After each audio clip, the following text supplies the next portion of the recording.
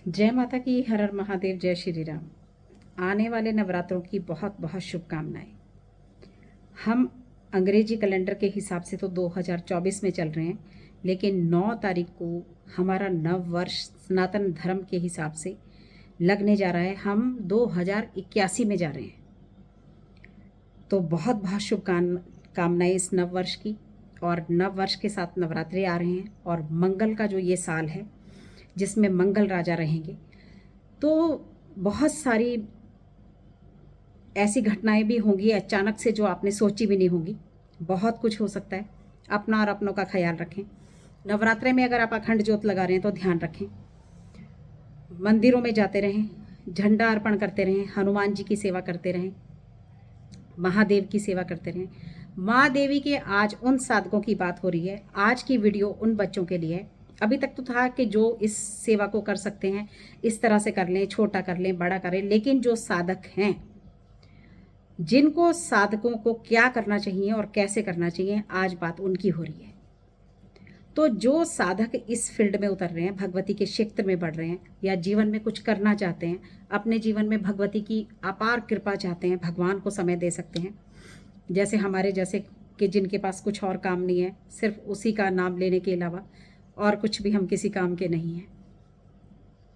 तो जो इस तरह के लोग हैं, तो जो बच्चे हमारी तरह मार्गदर्शन किसी का करना चाहते हैं, मैं बहुत ज्ञानी नहीं हूँ, लेकिन जो छोटा मोटा ज्ञान मुझ में है वो मैं बांटती चल रही हूँ। और मैं चाहती हूँ कि आप लोग भी चलो। भगवती किसी भी तरह से कब किसका कहाँ मार्ग खोल दे ये नहीं पता इंसान को। तो जो देवी रूप में, जो देवी शक्ति की पूजा करना चाहते हैं, वो अपने जीवन में हमेशा याद रखें कि वो कभी भी जो देवी की शक्ति चाहते हैं, लंगर वीर हनुमान और जो भैरव बाबा हैं, उनके बिना देवी की शक्ति कभी भी प्राप्त नहीं हो सकती। और कलयुग में महाकाली जो हैं, भैरव बाबा हो गए, हनुमान जी हो गए, ये जागृत देव हैं। गलत तरीके से भी इनकी की जो साधना या कोई पूजा पाठ नहीं हो सकती। थोड़ी सी बात से आप पर बहुत बड़ा संकट आ सकता है। थोड़ी सी गलती आपके को बिल्कुल रास्ते पे ला सकती है।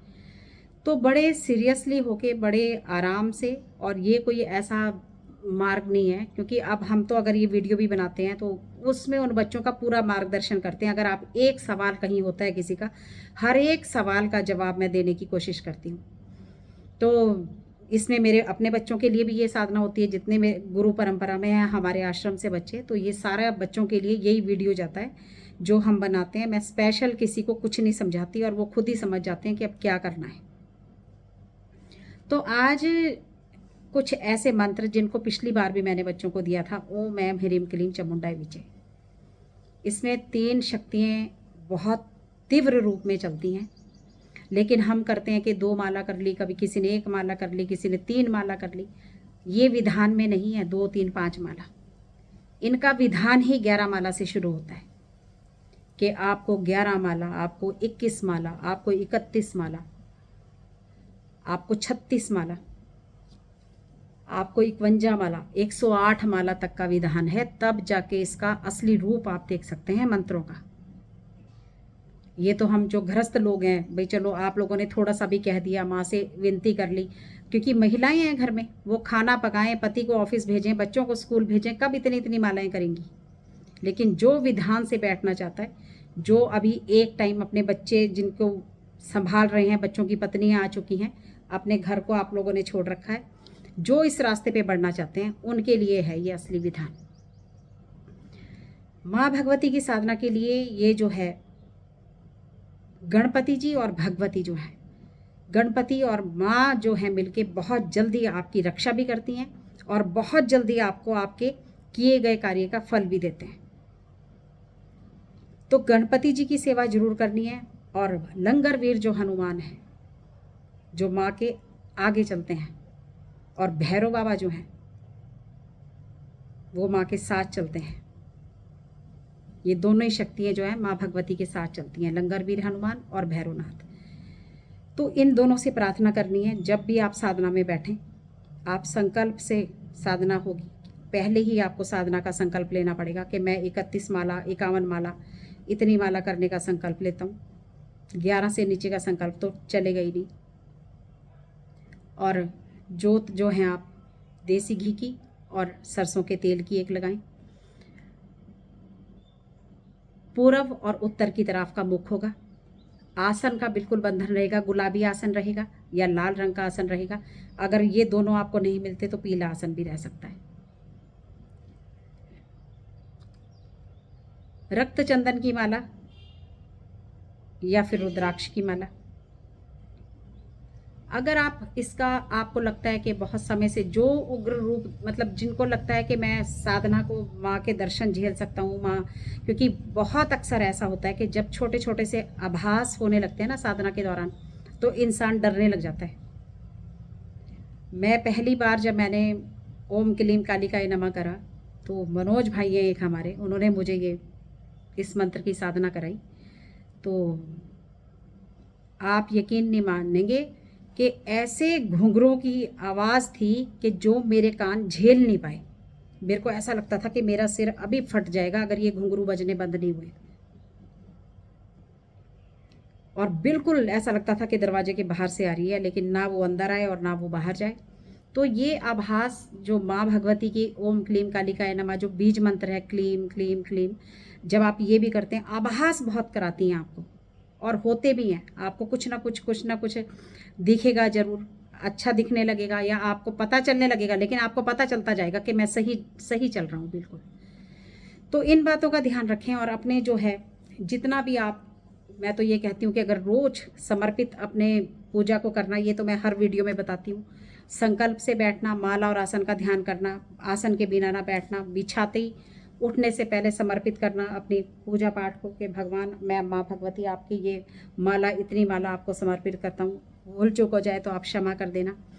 हनुमान जी का हनुमान चालीसा और भैरव जी का एक माला या महादेव की एक माला भगवती के साथ करनी बहुत ज़्यादा ज़रूरी है। और सबसे प्रथम अपने गुरु की, फिर गणेश जी की ओम गंग गणपति नमः, फिर महादेव की, और फिर आप जो है माँ भगवती का ओम ऐम ह्रीम क्लीम चामुंडाय विचे। और अगर ज़्यादा शक्ति देखना चाहते हैं तो ओम को हटा दें, ऐम ह्रीम क्लीम चामुंडाय विचे। और अगर इसमें आप महाकाली का कर रहे हैं तो क्लीम कालिकाय नमः, ओम क्लीम कालिकाय नमः। आप 11 करें, 21 करें, 31 करें, लेकिन एक माला का हवन रोज रात्रि में करें अगर असली चमत्कार आपको देखना है। और उसमें आप जो है सामग्री जो है अच्छे से पंचमेवा को जो है ग्राइंड कर लें। अगर आपको लगता है कि पंचमेवा जितना पैसा नहीं है, भाई पैसा भी चाहिए हवन करने के लिए, तो ये अखंड ज्योत ही कोई ज़रूरी नहीं है, आप उतनी देर की ज्योत भी जगा सकते हैं जितनी देर में आपका माला चलेगा, उतनी देर की आप ज्योति रखें।